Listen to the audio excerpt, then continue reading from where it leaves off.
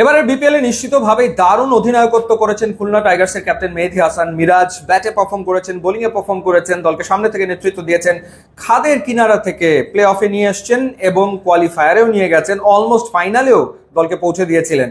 একটা ভুল সিদ্ধান্ত এবং সেটা একেবারে অন্তিম মুহূর্তে, অর্থাৎ শেষ ওভারটা তিনি কাকে দিয়ে করাবেন। তার হাতে দুটো অপশন ছিল, সেই ক্ষেত্রে মুশফিককে দিয়ে করাবেন নাকি তিনি জেসন হোল্ডারের হাতে বলটা আসলে তুলে দেবেন।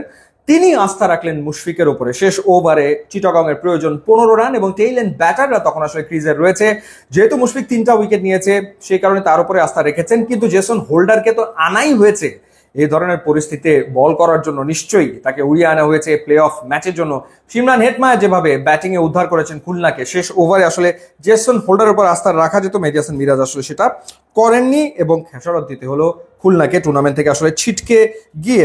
জেসন হোল্ডার 3 ওভারে 23 রান দিয়েছিলেন, একটা ওভার তার বাকি রয়ে গিয়েছিল, এবং মুশফিক 3 ওভারে 32 রান দিয়েছেন, 3টা উইকেট তিনি নিয়েছেন। শেষ ওভারে 15 রান তিনি আটকাতে পারেননি। আর এবারে আসলে যতগুলো দল খেলেছে 7টা দলের ভেতরে সবচেয়ে দুর্বল ছিল চিটাগং কিংসের টেইল এন্ড ব্যাটিং। অর্থাৎ প্রত্যেকটা ম্যাচেই দেখা গেছে 6 জন জেনুইন ব্যাটসম্যান এবং 5 জন বোলার নিয়ে চিটাগং খেলে গেছে এবং তারা তাদের ফর্মুলাতে সফল হয়ে ফাইনালেও আসলে চলে গেল। ফরচুন বরিশালের বিপক্ষে আমরা দেখেছি তাদের যে শেষ 5 ব্যাটসম্যান অর্থাৎ খালেদ, বিনুরা ফার্নান্দো, এরপর শরীফ, এরপর আরাফাত সানি, আলিসাল ইসলাম কেউ কন্ট্রিবিউট করতে পারেননি। তো এই দিন পারবে কিনা সেই প্রশ্নটা ছিল এবং অনেকেই ধরে নিয়েছিল না আসলে তারা পারবে না। কিন্তু 8ম উইকেটে 26 রানের একটা পার্টনারশিপ আমরা দেখলাম আলিসাল ইসলাম এবং একই সাথে আরাফাত সানির ব্যাটে। ওই 26টা মহামূল্যবান রানের কারণেই ম্যাচটা কিন্তু চিটাগং জিতে নিতে সক্ষম হয়েছে। এর ভেতরে নাটকও হলো।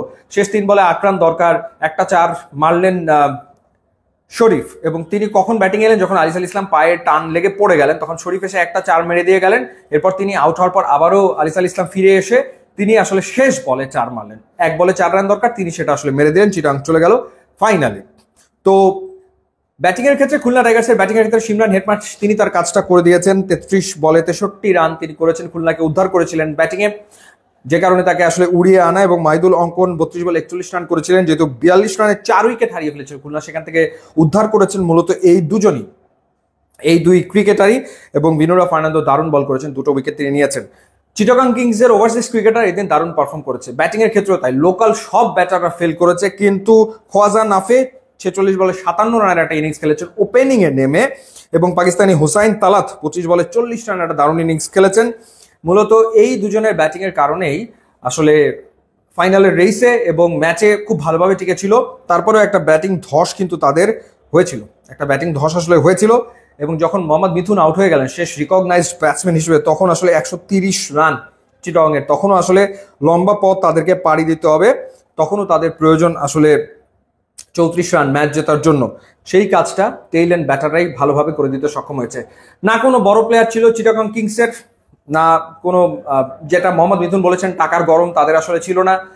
তারা তাদের নিজেদের প্লেয়ারদের উপরে আস্থা রেখেছে যারা খেলেছে, এবং তারা তাদের ফর্মুলার উপরেও আস্থা রেখেছে, অর্থাৎ 6 জন জেনুইন ব্যাটসম্যান 5 জন জেনুইন বোলার, এই ফর্মুলাতেও তারা আসলে আস্থা রেখেছে এবং আস্থা রেখে তারা কিন্তু শেষমেশ বিপিএল এর ফাইনালে চলে গেল। সো অভিনন্দন চিটাগংকে। মুখোমুখি হবে তারা ফরচুন বরিশালের, এখন দেখার ব্যাপার ফরচুন বরিশালের বিপক্ষে চিটাগং কিংস আসলে পেরে ওঠে কিনা।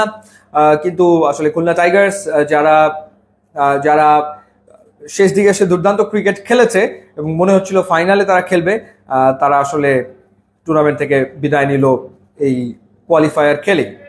ইউটিউব এবং ইনস্টাগ্রাম লিঙ্ক দেওয়া আছে, আপনারা যোগ দিলে খুবই খুশি হবো। And thanks for watching.